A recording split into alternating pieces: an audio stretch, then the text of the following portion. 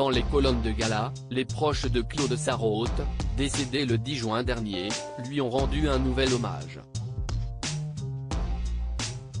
Christine Bravo en a profité pour dévoiler la petite astuce de la journaliste pour continuer à boire comme elle le désirait, malgré une contre-indication liée à son âge avancé.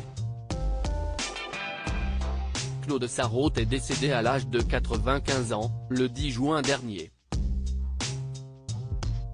Cette ancienne journaliste du Monde s'était notamment fait connaître du grand public grâce à ses apparitions dans les émissions de Laurent Ruquier, à la télévision comme à la radio sur Europe 1 ou RTL. L'animateur de France 2 n'avait d'ailleurs pas pu cacher son émotion au moment de lui rendre hommage au micro de RTL. Si est-il une femme formidable? Si est-il une des premières femmes libres, plus féministes que l'on imagine? Son billet dans le journal Le Monde était très attendu, durant des années. Elle avait tellement de choses à raconter, avait-il confié au moment d'évoquer la mémoire de la fille de l'écrivaine Nathalie Sarraute.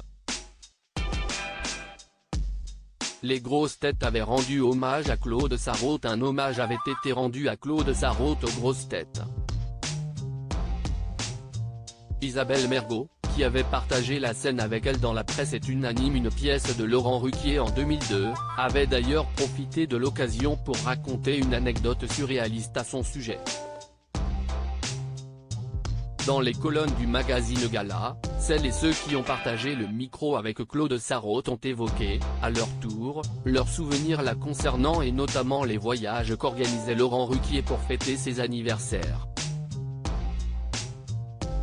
À La Havane, dans un bar, elle a voulu tester tous les rhums cubains, malgré la chaleur. Je la revois avec ses lunettes de soleil et son éventail, on aurait dit une vieille star américaine, s'est ainsi remémoré Christophe Beaugrand.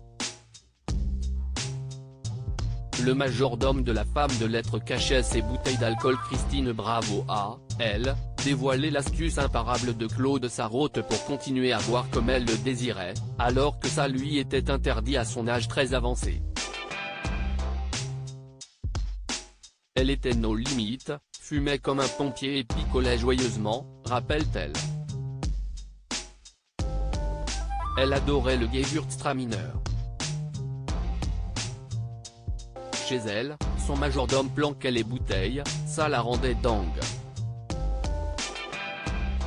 Vers la fin de sa vie, elle n'avait le droit de boire qu'à partir de 19h, mais, si tu arrivais à 18h, elle disait « Allez, il est presque 7h » et faisait tout un cinéma pour qu'on ouvre une bouteille, s'amuse-t-elle.